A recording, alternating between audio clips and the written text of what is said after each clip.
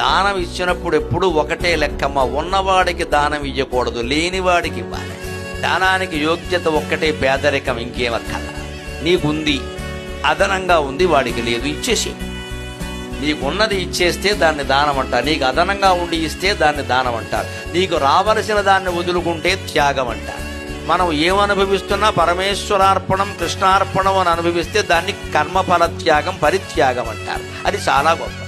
మనకు అదనంగా ఉండే కదా ఇస్తున్నాం, అప్పుడు ఎవరిని ఎంచుకోవాలండి? మనకంటే పెద్దవాడిని ఎంచుకుంటాం ఏంటంటే విచిత్రంగా.